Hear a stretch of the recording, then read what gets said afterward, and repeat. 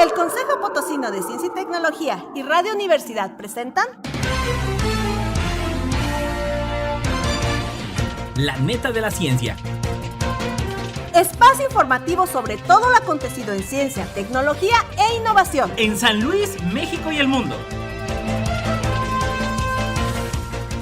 ¡Comenzamos!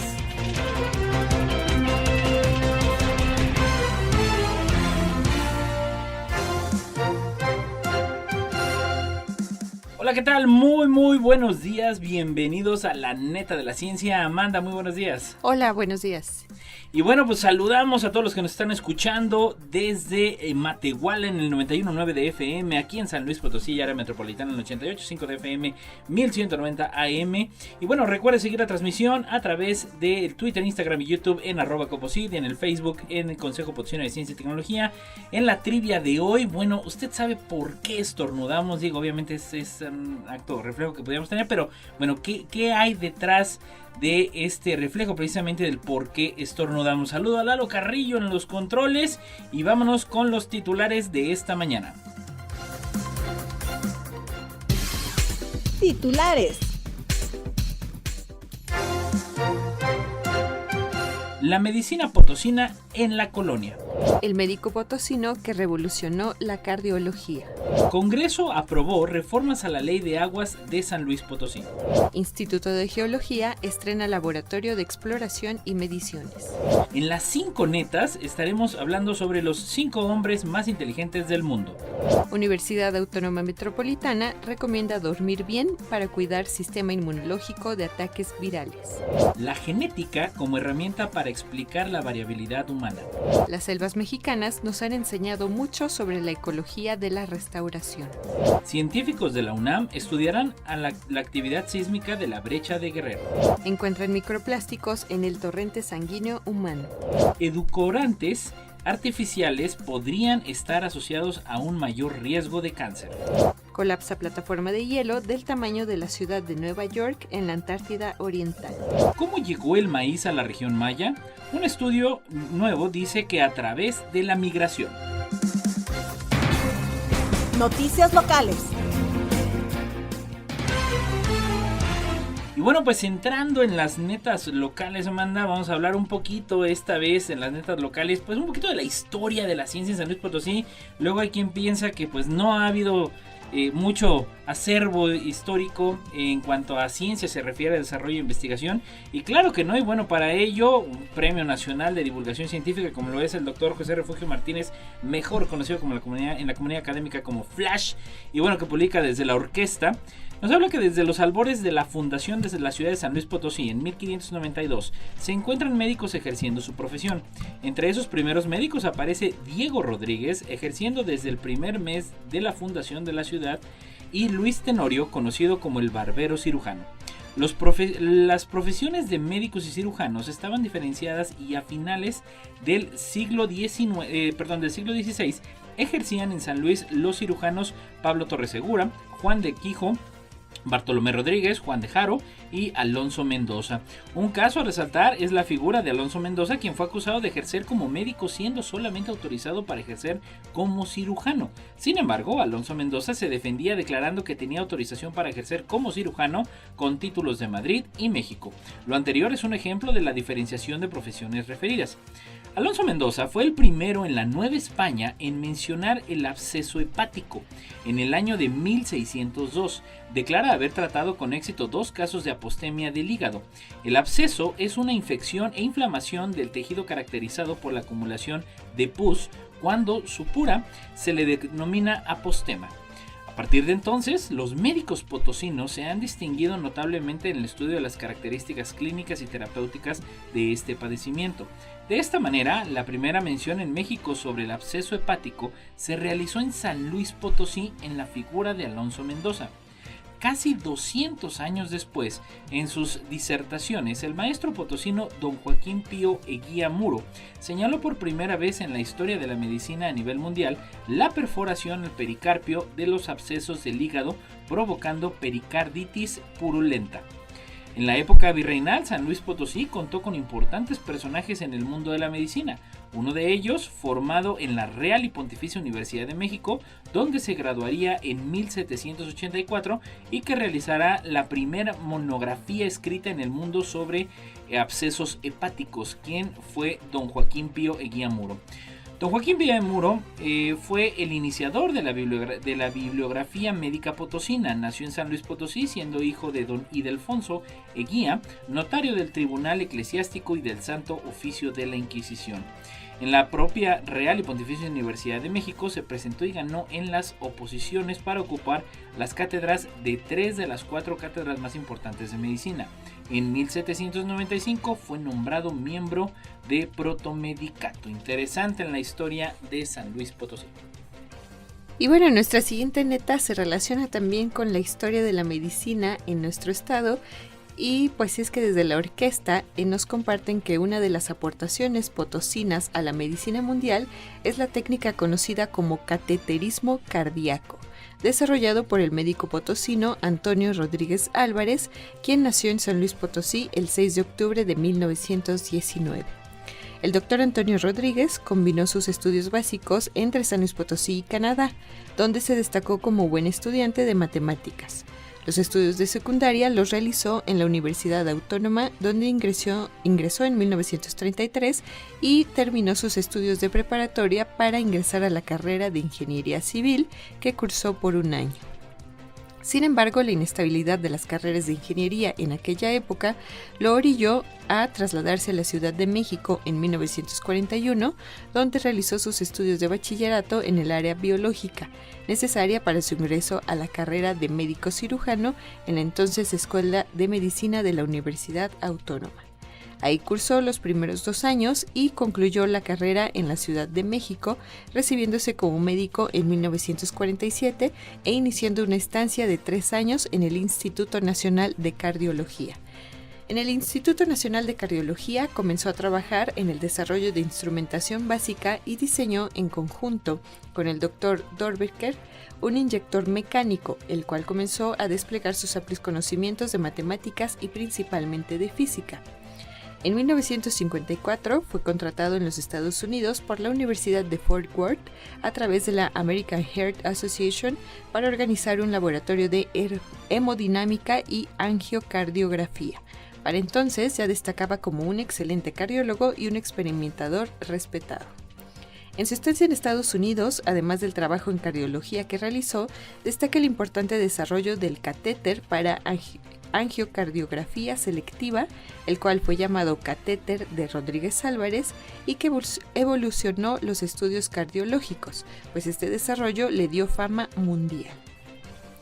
En 1959 regresó a San Luis Potosí y se incorporó como catedrático en la Escuela de Medicina de la Universidad Autónoma, donde impartió el curso de Patología Cardiovascular.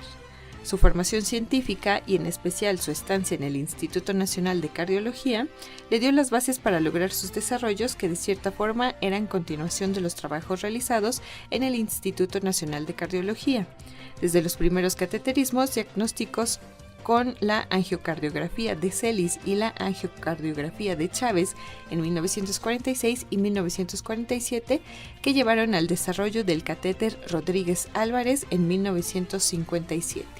Finalmente, tenía un sistema completo que incluía el inyector mecánico desarrollado años antes en el instituto, antes de su salida a Estados Unidos, y el catéter.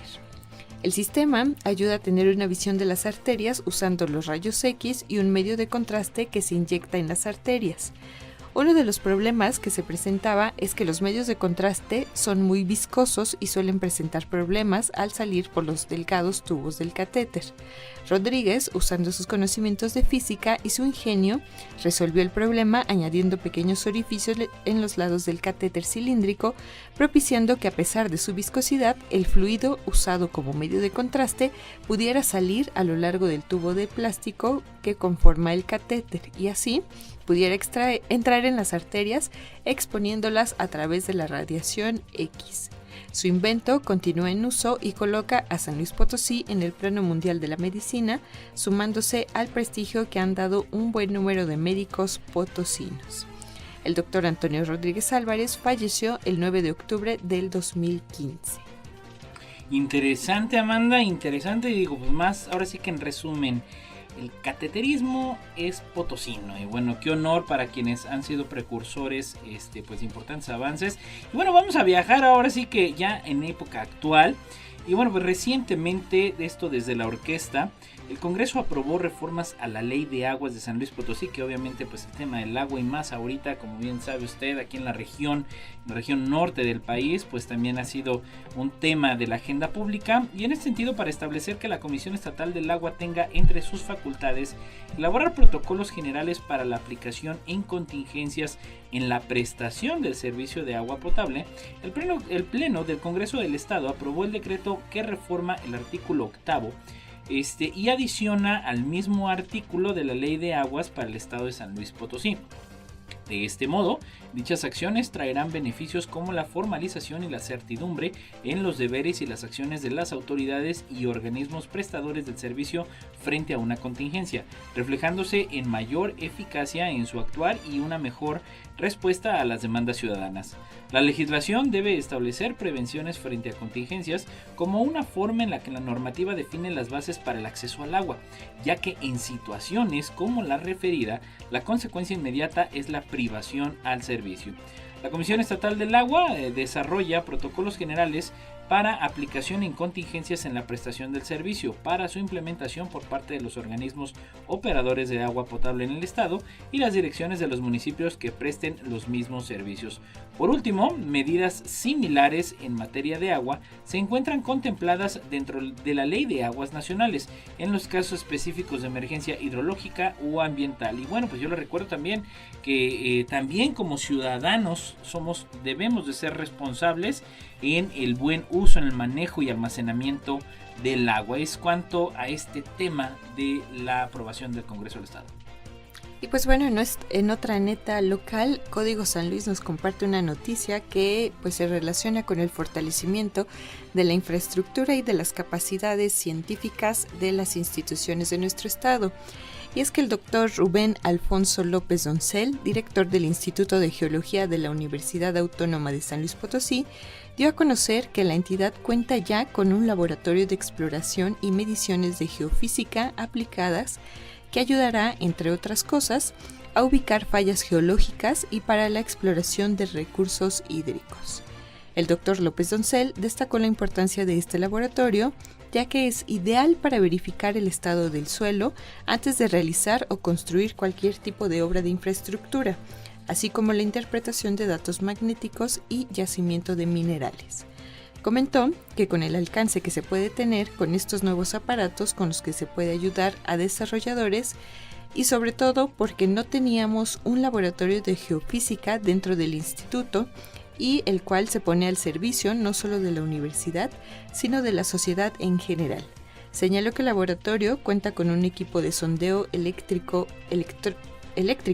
vertical, con el cual se puede realizar exploración y evaluación de recursos hídricos, análisis de contaminación de agua y prospección de zonas de saturación de fluidos en patios de lixiviación, entre otros. De igual manera, se pueden realizar tomografías eléctricas para estudios de subsuelo y evaluación de desarrollo urbano, que incluye la ubicación de fallas, fracturas y cavidades, así como prospección en ambientes cársticos, entre otros. Dijo que gracias a los programas postdoctorales del CONACYT, con este nuevo laboratorio se incorporaron 2 nuevos geofísicos que, entre otras cosas, pueden trabajar con todos los métodos geofísicos y que gracias a ellos es que se obtuvieron una serie de aparatos que ayudaron a realizar trabajos científicos en el instituto. Finalmente, el doctor Rubén Alfonso López Doncel dijo que estos aparatos son ideales para la prospección de nuevos desarrollos urbanos, por lo que pone este servicio a disposición para asesorías. Las 5 netas.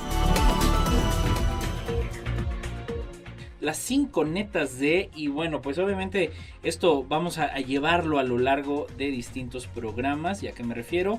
Que bueno, el día de hoy, Amanda, estaremos hablando de los 5 hombres que según Ya estaremos hablando de eso. Según ciertas fuentes, son los más inteligentes del mundo. Que yo quisiera acotar antes que nada que, bueno, hoy en día, pues también los estudios han demostrado que hay distintos tipos de inteligencia, según ciertas corrientes de psicología.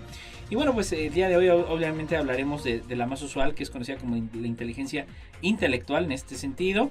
Y bueno, pues ¿de qué vamos a estar hablando con respecto al coeficiente intelectual, banda? Pues sí, las 5 netas que tenemos hoy la compartimos desde Forbes con Raquel Martín, que elaboró una lista de los hombres más inteligentes del mundo. De acuerdo con el portal Super Scholar, el cual nos aporta datos muy interesantes sobre la inteligencia en el mundo, como que el 50% de las personas tenemos un coeficiente intelectual entre 90 y 110. 2.5% de las personas tienen un coeficiente menor de 70, pero también el 0.5% de las personas tiene un coeficiente intelectual de 140, lo que está considerado como un genio. También el 2.5% de las personas superan el coeficiente de 130. Pero entonces vamos a conocer quiénes son estas 5 personas consideradas como las más inteligentes del mundo. Y algunas sorpresas, pero bueno, la número 5. El recién fallecido Stephen Hawking, con un coeficiente intelectual de 160 puntos. Y bueno, él, como bien lo saben, fue un físico teórico, astrofísico, cosmólogo y divulgador científico británico. Sus trabajos más importantes consistieron en aportar, junto con Roger Penrose, teoremas respecto a las singularidades espaciotemporales en el marco de la relatividad general y la predicción teórica de los agujeros negros que emitirían radiación 4, lo que se conoce hoy en día como radiación de Hawking. 4. El número 4, Paul Allen, con un coeficiente intelectual de 170. Paul Gardner Allen fue un empresario, magnate de negocios, inversor y filántropo estadounidense. Junto con Bill Gates, fue fundador de la empresa Microsoft. Interesante, va en la número 3. Garry Kasparov, con un coeficiente intelectual de 190. Es un gran maestro del ajedrez, político y escritor ruso que obtuvo la nacionalidad croata en 2014. Fue campeón del mundo de ajedrez de 1985 a 1993 y campeón mundial versión PCA de 1993 a 2000. Es considerado uno de los mejores jugadores de todos los tiempos. 2. El número 2, Rick Rosner, con un coeficiente intelectual de 192. Rick Rosner es un escritor de televisión estadounidense y una personalidad de televisión conocida por sus supuestos altos puntajes en pruebas de inteligencia y su inusual carrera. 1. Interesante. Y bueno, la número 1, ahí le va, Kim Un-jong, con un coeficiente intelectual, y este chavo sí se voló la barda, de 210 puntos. Es un hombre coreano que se hizo famoso como niño prodigio. Al poco tiempo de nacer, Kim empezó a mostrar extraordinarias habilidades intelectuales. Empezó a hablar a los 6 meses, pudiendo conversar con fluidez. Fue capaz de leer japonés, coreano, alemán e inglés a los 3 años. El 2 de noviembre de 1966, todavía con 4 años de edad, resolvió cálculos integrales y diferenciales. Tiempo después, demostró en un programa para la televisión japonesa su habilidad para comprender los idiomas. Era un políglota, sabía chino, español, vietnamita, tagalo, alemán, inglés, japonés y coreano. Siendo aún un niño, Kim también se dedicó a escribir poesía, siendo además un excepcional pintor. Kim fue un estudiante invitado de física en la Universidad de Hanyang desde los 3 años hasta los 6, siendo a los 7 años invitado a los Estados Unidos para trabajar con la NASA. Terminó sus estudios universitarios consiguiendo finalmente un doctorado en física en la Universidad Estatal de Colorado antes de cumplir los 16 años. En 1974, durante su periodo universitario, comenzó su trabajo de investigación en la NASA hasta 1978, cuando volvió a Corea.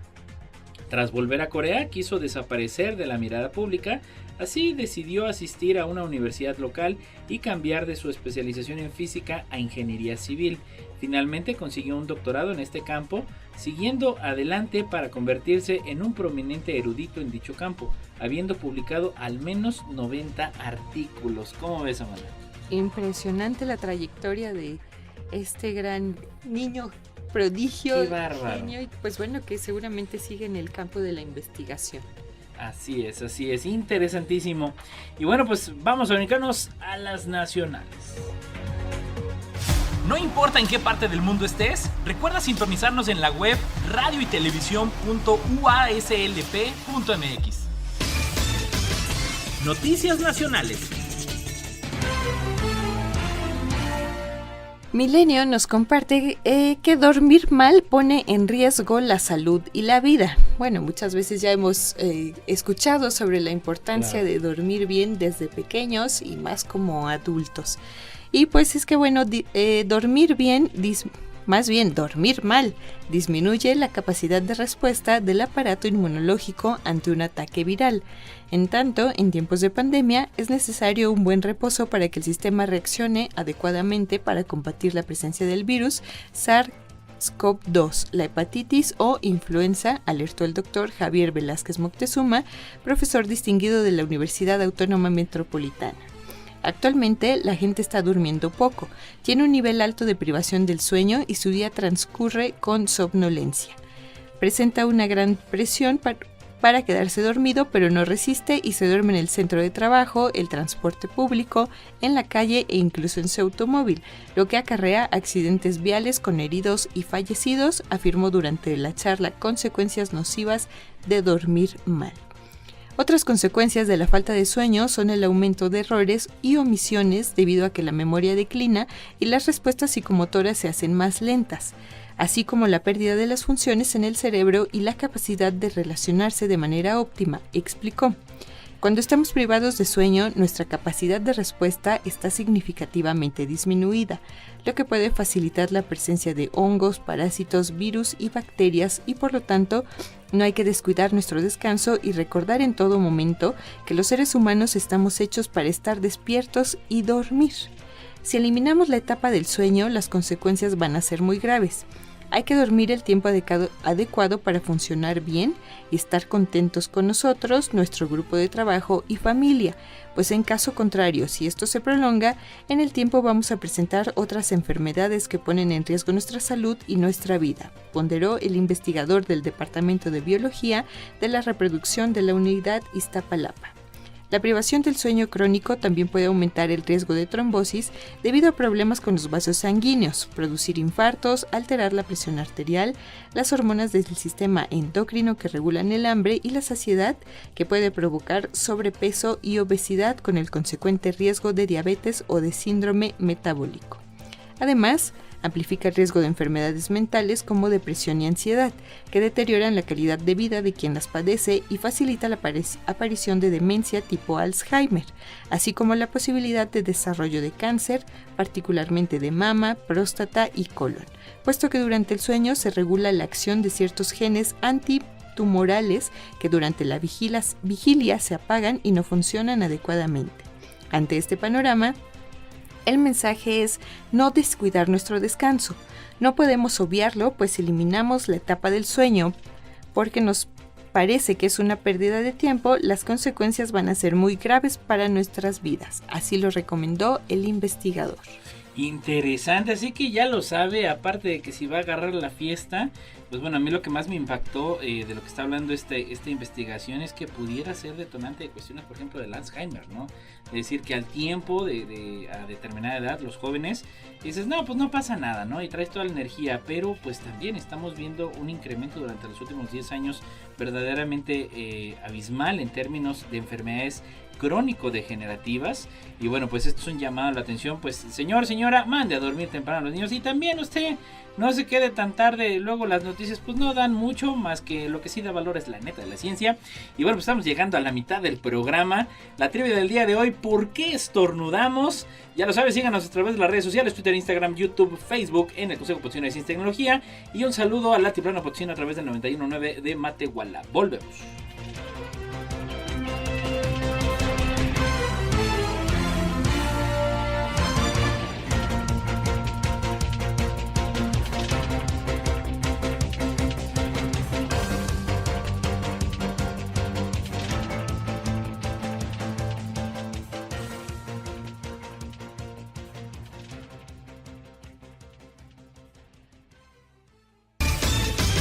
Noticias nacionales. Y ya estamos de vuelta en la neta de la ciencia, la trivia del día de hoy. ¿Por qué estornudamos? Ya lo sabe. Comparta, comente y haga todos sus comentarios precisamente a través del chat de esta transmisión, a través del YouTube, del Copos y del Facebook. Y bueno, pues entrando también, seguimos con las netas nacionales, Amanda. Y bueno, desde Ciencia UNAM, de la Dirección General de Divulgación Científica, nos hablan sobre la genética como herramienta para explicar la variabilidad humana. Y en este sentido, la antropología física es una disciplina que estudia la diversidad de nuestra especie, desde una perspectiva biocultural y ecológica, tanto en poblaciones antiguas como en modernas. Sus estudios establecen puentes de diálogo entre los procesos biológicos con los aspectos ambientales, históricos y socioculturales en contextos poblacionales específicos. Ana Itzel Juárez Martín es doctora en antropología con especialidad en antropología física, es académica del Centro de Estudios Antropológicos de la Facultad de Ciencias Políticas y Sociales de la UNAM y miembro de la Asociación Mexicana de Antropología Biológica. Entre otros temas, la doctora ha estudiado la variabilidad genética de los pueblos otomianos del altiplano central mexicano y las regiones entre la dieta y el fenotipo de los otomíes del Valle del Mezquital. La variabilidad observable al nivel del fenotipo es el resultado de un código genético y de la interacción del individuo con el ambiente. La antropología física actualmente estudia ambos niveles, particularmente la antropología molecular ha permitido avanzar en el conocimiento de la variabilidad genética de nuestra especie y en temas relevantes como el origen y migraciones de nuestros ancestros evolutivos, entre muchas otras nuevas indagaciones. La investigadora relata que cuando se desarrolló la técnica de laboratorio conocida como PCR, reacción en cadena de la polimerasa por sus siglas en inglés, hace casi 40 años, esta significó una verdadera revolución para la biología y también para la antropología física. Dicha técnica permite que a partir de cualquier muestra biológica en la que se pueda obtener ADN, se haga una amplificación, es decir, obtener millones de copias de un fragmento predeterminado, lo que a su vez hace posible que se estudie a detalle la molécula de ADN en el laboratorio. Se puede obtener ADN de una muestra de saliva, de un bulbo de cabello, de la sangre y de huesos prácticamente de cualquier antigüedad. De hecho, el especialista detalla que en algunos laboratorios del mundo se han hecho análisis de restos óseos de homínidos con una antigüedad de cientos de miles de años. Finalmente, aun cuando los restos óseos sean muy antiguos, es posible obtener ADN de ellos. Si bien la antigüedad de los restos puede ser un factor crucial para el éxito de la extracción del ADN, es aún más importante considerar las condiciones a las que estuvieron expuestos estos materiales biológicos. Los investigadores analizan el ADN usando marcadores genéticos.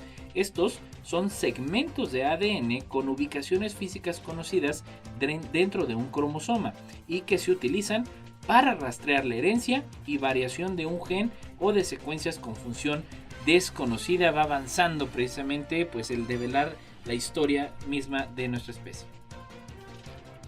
Y bueno, Crónica nos comparte otra neta sobre las selvas mexicanas, y es que recuperar un ecosistema alterado es un proceso complejo y de resultados inciertos, pero comienzan a documentarse casos exitosos en diferentes áreas naturales del planeta, como praderas, bosques y selvas. En México, desde hace más de 15 años, investigadores en ecología de la restauración realizan experimentos en la selva húmeda de los Tuxtlas, Veracruz y la selva estacional de la Sierra de Huautla, Morelos. Sus resultados han documentado que en algunas parcelas el regreso de especies vegetales y animales que requiere la selva para funcionar. La doctora Cristina Martínez Garza, experta en estrategias de restauración y académica del Centro de Investigación en Biodiversidad y Conservación de la Universidad Autónoma del Estado de Morelos, explicó a los lectores de Crónica que en las selvas de los Tuxtlas y en la Sierra Huautla se han generado datos importantes sobre cómo y por qué las interacciones entre plantas y animales son fundamentales para recuperar áreas dañadas por fenómenos naturales o por actividades humanas. Hoy sabemos que no basta con poner en un ecosistema las diferentes formas de vida que estaban presentes. Se requiere un orden en la reintroducción de cada componente vegetal y animal para lograr la recuperación del ecosistema. En el caso de los experimentos hechos en México, hemos estudiado 2 modelos que nos aportan información sobre estas interacciones planta-animal. Uno es el proyecto que desarrollamos en la selva húmeda en los Tuxtlas, donde fuimos apoyados con fondos de la National Science Foundation de Estados Unidos, y el otro proyecto está en la selva estacional en la Sierra de Huautla, donde recibimos apoyo de la Secretaría de Educación Pública y la Universidad Autónoma del Estado de México, dice la doctora en Ecología Evolutiva. En la selva húmeda se han aplicado 3 formas de trabajo con diferentes parcelas para comparar estudios. Algunas parcelas no son intervenidas y se documenta su proceso de recuperación natural. En un segundo grupo de parcelas se siembran árboles locales con frutos carnosos que atraen a los animales para dispersar semillas. Y en el tercer grupo de parcelas se siembran árboles con frutos secos que no atraen a los animales, pero dan refugio para medir también la dispersión de semillas. En la selva estacional, también conocida como selva baja caducifolia, se trabaja con 2 tratamientos. El primero fomenta la recuperación natural de los terrenos y el segundo mide la recuperación mediante la plantación de una combinación de árboles presentes en selva, los de fruto carnoso y los que producen frutos secos. En los 2 casos, se ha estudiado la recuperación en diferentes formas de vida: árboles, arbustos, hierbas, polinizadores, roedores y depredadores. Interesante. Y bueno, pues cerrando las netas nacionales, científicos de la UNAM estudiarán la actividad sísmica de la brecha de Guerrero. Y bueno, un equipo de 9 científicos que estudia la temida brecha de Guerrero zarpará el sábado pasado, en el buque oceanográfico El Puma a esa zona sísmica marítima para averiguar cuán alto es el riesgo de que se produzca un gran terremoto.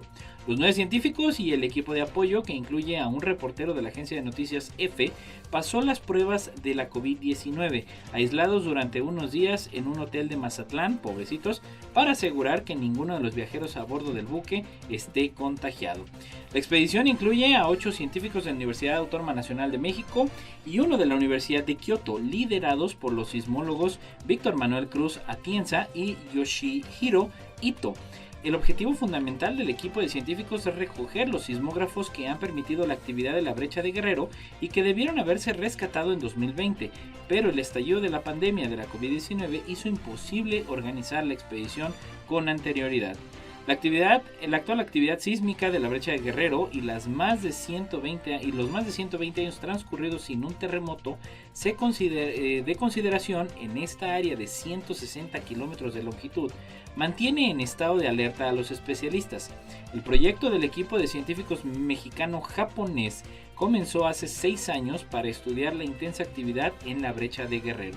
En la última semana se han registrado 2 temblores de magnitud 4.8 y 4 en la escala de Richter, tanto lo que fue el 18 y el 22 de marzo, con epicentro en la brecha de Guerrero, lo que da una idea de la permanente actividad sísmica en la zona. Los científicos aprovecharon la estancia en el puerto de Mazatlán para estudiar los últimos movimientos telúricos y averiguar las posibilidades de que ocurran sismos de alta magnitud, como el último de categoría 7 ocurrido el 7 de septiembre de 2021 en la brecha de Guerrero. Respecto a esto, pues hablan un poco a lo que refiere a los sismos lentos y comentan que en 1962 sucedió un fenómeno parecido. Las medidas recogidas indican que un sismo igual o de mayor magnitud que el de septiembre pasado puede suceder, aunque no sea algo categórico, explicó a F. Víctor Manuel Cruz Atienza, geofísico de la UNAM. La doctora en sismología Sara Franco, miembro de la expedición, añade que desde 1997, cuando se instaló la estación de Cayaco en Guerrero, con la que se observa continuamente y analiza la deformación de la corteza terrestre asociada a los temblores, se registra la existencia de los llamados sismos lentos. Este tipo de sismos provocan una transmisión de la energía acumulada hacia los límites de la brecha, lo que explicaría por qué en la periferia donde se dan los megaterremotos y no en el mismo centro de la brecha, agregó la investigadora. Y pues bueno, antes de continuar con las netas internacionales y aprovechando que estamos hablando de medio ambiente y de la recuperación de los ecosistemas, ya iniciaron las épocas de los incendios forestales y ojalá tomemos conciencia y hay que prevenir estos acontecimientos que tienen consecuencias devastadoras para el ecosistema. Ya aquí en la región centro se han presentado algunos pequeños incendios que se han logrado controlar, pero bueno, viene también mayo y la época de la zafra en la Huasteca, que desafortunadamente hay ocasiones que se sale de control, entonces hay que estar muy atentos y prevenir sobre todo. Así es, tener a la mano números precisamente de protección civil de los bomberos. La mejor forma pues es precisamente fomentarlo, y pues nosotros obviamente en lo máximo pues evitar cualquier incidencia hacia provocar un incendio. Noticias internacionales. Y pues bueno, desde Código San Luis tenemos nuestra primer neta internacional. Y es que investigadores de la Universidad Libre de Ámsterdam detectaron por primera vez en la historia presencia de microplásticos en el torrente sanguíneo humano, un descubrimiento que enciende las alarmas del mundo. Los microplásticos son trozos diminutos de plástico, los cuales provienen de productos en nuestro entorno. Hasta la fecha fueron detectados en el círculo polar ártico, en el estómago de tiburones y pingüinos, heces humanas y placenta. Sin embargo, es la primera vez que son detectados en la sangre humana. La presencia de plástico en cualquier organismo vivo es un problema médico y científico que lamentablemente ha escalado de manera alarmante durante los últimos años. El método se aplicó a la sangre de 22 donantes anónimos y se examinó para detectar la presencia de 5 polímeros diferentes, que son los componentes básicos del plástico, y pues entre ellos está el PET. También se determinó el grado de presencia de cada uno de los polímeros en la sangre. Según el análisis, 3/4 partes de los sujetos analizados parecían tener plásticos en la sangre, señala la universidad en un comunicado. Esta investigación, asegura, es la primera en demostrar que las partículas de plástico pueden acabar en el torrente sanguíneo humano. El siguiente paso es conocer la posible facilidad con la que estas partículas pasan del torrente sanguíneo a los tejidos, por ejemplo, en órganos como el cerebro, y pues también conocer cuáles son las consecuencias en nuestra salud. Interesante. Y bueno, en otras netas internacionales que también tienen que ver mucho con el aspecto de la salud, esto desde Crónica, los edulcorantes artificiales pueden no ser alternativas seguras al azúcar. Según un estudio observacional que sugiere una relación entre el consumo de algunas de estas sustancias endulzantes y un mayor riesgo de cáncer, esta es la principal conclusión de un trabajo publicado en la revista PLOS Medicine, y sus autores, si bien admiten la necesidad de estudios experimentales, aseguran que sus resultados no apoyan el uso de edulcorantes artificiales como alternativas seguras al azúcar en los alimentos o las bebidas. La investigación está liderada por las científicas Charlotte Debras y Mathilde Touvier del Instituto Nacional de Salud e Investigación Médica y la Universidad Sorbona de París del norte de París, ambos en Francia. Millones de personas los consumen diariamente, pero la seguridad de estos aditivos ha sido y sigue siendo objeto de debate. ¿Existe algún estudio que niega la vinculación de su ingesta y el cáncer? Para evaluar la posible cancerogenicidad de los edulcorantes artificiales, los investigadores analizaron datos de 102.865 adultos franceses que participaron en el estudio NutriNet Santé, explica un comunicado de la revista. En concreto, el equipo recopiló datos relativos a la ingesta de edulcorantes artificiales a partir de registros dietéticos de 24 horas. Tras recoger información sobre el diagnóstico de cáncer durante el seguimiento, los investigadores realizaron análisis estadísticos para investigar las asociaciones entre el consumo de edulcorantes artificiales y el riesgo de cáncer. También se ajustaron a una serie de variables como la edad, el sexo, la educación, la actividad física, el tabaquismo, el índice de masa corporal, la altura, el aumento de peso durante el seguimiento, la diabetes y los antecedentes familiares de cáncer. Los investigadores descubrieron que los inscritos en el estudio que consumían mayores cantidades de edulcorantes artificiales, en particular aspartamo y acefulfano K, presentaban un mayor riesgo de cáncer general en comparación con los no consumidores. Se observaron riesgos más altos para el cáncer de mama y los cánceres relacionados con la obesidad. Nuestros resultados no apoyan el uso de edulcorantes artificiales como alternativas seguras al azúcar en los alimentos o las bebidas y proporcionan información importante y novedosa para abordar las controversias sobre sus posibles efectos adversos para la salud, señalan las autoras.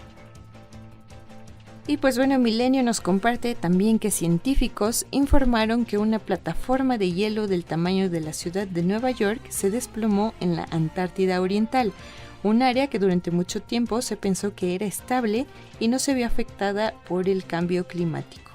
El colapso, capturado por imágenes satelitales, marcó la primera vez en la historia de la humanidad que la gélida región tuvo un colapso de la plataforma de hielo. Sucedió al comienzo de un extraño periodo cálido de la semana pasada, cuando las temperaturas se dispararon más de 70 grados, 40 grados Celsius, más cálidas de lo normal en algunos lugares de la Antártida Oriental. Las fotos satelitales muestran que el área se había estado reduciendo rápidamente en los últimos años y ahora los científicos se preguntan si han estado sobreestimando la estabilidad y la resistencia de la Antártida Oriental al calentamiento global, que ha estado derritiendo el hielo rápidamente en el lado occidental más pequeño y la península vulnerable. La plataforma de hielo, de aproximadamente 460 millas cuadradas de ancho, que son más o menos 1.200 kilómetros cuadrados, se mantiene en los glaciares Conger y Glenser desde el agua más cálida. Colapsó entre el 14 y el 16 de marzo, dijo la científica de hielo Catherine Walker del Instituto Oceanográfico Woods Hole. Dijo que los científicos nunca han visto que esto suceda en esta parte del continente, lo que lo hace preocupante. La plataforma de hielo presumiblemente había estado allí durante miles de años y nunca volverá a estar allí, dijo el científico de hielo de la Universidad de Minnesota, Peter Neff. El problema no es la cantidad de hielo perdido en este colapso, dijeron Neff y Walker. Eso es insignificante, se trata más de dónde sucedió. Neff dijo que lo que preocupa que las suposiciones anteriores sobre la estabilidad de la Antártida Oriental puedan no ser correctas. Y eso es importante porque si el agua congelada en la Antártida Oriental se derritiera, y ese es un proceso de milenios, si no más, elevaría los mares de todo el mundo a más de 160 pies. Es más de 5 veces el hielo en la capa de hielo más vulnerable de la Antártida Occidental, donde los científicos han concentrado gran parte de su investigación. Helen Amanda Fricker, codirectora del Centro Polar Scripps de la Universidad de California en San Diego, dijo que los investigadores tienen que pasar más tiempo mirando esa parte del continente. La Antártida Oriental está empezando a cambiar. Hay una pérdida masiva que comienza a suceder lamentablemente, dijo Fricker. Interesante. Y bueno, para cerrar las netas internacionales, muy interesante también, porque luego ya ven que hay muchos enigmas en torno a los mayas y cantidad de cosas que, bueno, no crean cuestiones en pseudocientíficas, básese siempre en las fuentes fidedignas. Y bueno, desde el escritorio de Sabrina Imbler de The New York Times se pregunta cómo llegó el maíz a la región maya, y se habla que los trópicos son un paraíso para todos, menos para un esqueleto. La humedad mantiene el verdor de las selvas tropicales, pero no ayuda a conservar los cuerpos, lo que provoca una escasez de restos óseos antiguos en regiones neotropicales como Centroamérica. No obstante, en las profundidades de las selvas de Belice, bajo el cobijo seco de 2 refugios rocosos, los esqueletos de personas que murieron hace casi 9.600 años se han conservado en condiciones extraordinarias. Sus huesos nos dan un panorama inusual de la historia genética de la región, que se desconoce en gran medida.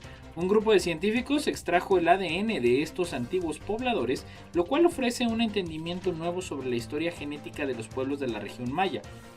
El estudio se publicó el martes pasado en la revista Nature Communications. Los investigadores identificaron una migración masiva desde el sur, desconocida hasta ahora, que ocurrió hace más de 5.600 años y que precedió a la llegada del cultivo del maíz en la región. Esta migración de personas, que tiene un vínculo más estrecho con los hablantes actuales de las lenguas chipchaks, contribuyó con más del 50% al linaje de los pueblos de habla maya de la actualidad. Lisa Lucero, antropóloga de la Universidad de Illinois en Urbana-Champaign, quien es especialista en los mayas ancestrales y no participó en la investigación, señaló que los resultados nuevos tienen el potencial de actualizar y reescribir la historia temprana de los primeros habitantes de América. Javier Roca Rada, doctorando en la Universidad de Adelaida, aseveró que los resultados llenan un vacío de información entre los habitantes más antiguos de la región maya que se estudiaron anteriormente y la época previa al asentamiento de Mesoamérica. El estudio nuevo surgió de excavaciones continuas dirigidas por los autores Keith Pfeffer, arqueólogo medioambiental de la Universidad de Nuevo México, y Douglas Kenneth, arqueólogo de la Universidad de California en Santa Bárbara. Los investigadores han excavado en 2 refugios rocosos en la Reserva Natural de Blandén, una zona remota y protegida de Belice que preservó esos sitios, usados como cementerios intactos durante miles de años. Y bueno, comenta Pfeffer que la gente volvía a ellos una y otra vez y enterraba a sus muertos. Los refugios también estaban ocupados por los vivos que fabricaban herramientas y cocinaban, como lo demuestran los huesos enterrados de armadillos, ciervos y un tipo de roedor llamado paca, dijo Pfeffer. Añadió que el fondo de la fosa excavada contenía un fragmento de un perezoso gigante que incluso podría ser anterior a la ocupación humana del refugio. Y bueno, pues es cuanto a las netas, pero vamos con la trivia. Antes, ya si usted comentó por ahí la respuesta, se la encontró, compártanla a través de los chats de esta transmisión. Y bueno, Amanda, ¿tú sabes por qué estornudamos? Tengo una ligera idea, pero mejor cuéntanos. Cuéntanos. Y esto de Javier Yáñez de BBVA Open Mind. Bueno, el estornudo no es más que una curiosa respuesta fisiológica, un reflejo violento de expulsión de aire que emplea un gran número de músculos. En el caso más general, el estornudo se inicia por una estimulación de la mucosa nasal debida a agentes físicos como cuerpos extraños o químicos como sustancias irritantes. Este mensaje de irritación, iniciado por la liberación de histamina, es recogido por las terminaciones del nervio trigemio y transmitido al bulbo raquídeo, el centro de control del estornudo, situado entre el cerebro y la médula espinal. Desde el bulbo raquídeo se envía la orden de estornudar a distintos sistemas de la cara, la garganta y el pecho. En este sentido, nuestros ojos se cierran, inspiramos profundamente, la glotis se cierra, la presión en los pulmones aumenta y por último se abre la glotis y se produce esta impetuosa explosión de aire. Se encuentra salida por la nariz y la boca, arrastrando, dice la teoría, de la causa original que ha motivado el estornudo. El resultado final es la nube de miles de diminutas gotitas cuya expulsión solo dura 150 milisegundos y cuya fracción más gruesa cae a un par de metros de distancia, pero cuyas partículas más pequeñas pueden viajar hasta 8 metros, por eso nos dijeron en la pandemia, atravesando toda una habitación. Dado que un estornudo puede contener microbios patógenos, se recomienda contenerlo con un pañuelo o con el antebrazo, no con la mano, para evitar dispersión de infecciones. Tal es la fuerza del estornudo que existen casos descritos de daños en el organismo, llegando al desgarro de la arteria aorta, e incluso una paciente expulsó un implante dental por la nariz. Por el contrario, no existe registro verídico de que nadie haya expulsado los globos oculares de sus órbitas por estornudar con los ojos abiertos, según reza un mito popular. Es cierto que al estornudar cerramos los ojos de forma automática, pero se debe a la comunicación cruzada entre los nervios que controlan el parpadeo y los implicados en el estornudo. ¿Cómo ves, Amanda? Qué interesante. Absolutamente. Las maravillas del cuerpo humano. Las maravillas que 8 metros, échale. Y luego hay gente bien escandalosa, ¿no? Para estornudar. Y hay gente también que estornuda muy chistoso. O sea que ¡achoo! Y dices, saca de volteas y es un fisiconstructivista, ¿no? Entonces, no sabes ni qué te encuentras. Fíjate que al parecer el sonido más bien cuando estornudamos, hasta eso lo aprendemos. Sí, absolutamente. Luego por emulación, ¿no? Con los padres, abuelos, así etcétera. es. Y bueno, eso es todo por el día de hoy. Ya lo sabe la neta de la ciencia a través del 88.5 de FM, 1190 de AM, 91.9 de FM en Matehuala y a través de las redes sociales del Coposit. Amanda, muchísimas gracias por un jueves más. Hasta la próxima. Gracias a Lalo Carrillo. Nos escuchamos la próxima semana.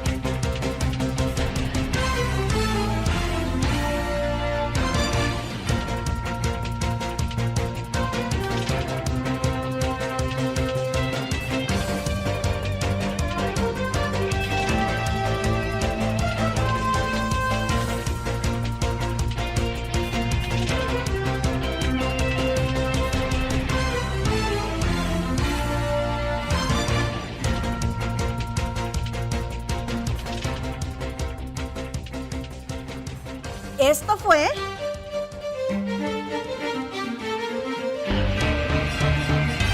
La neta de la ciencia.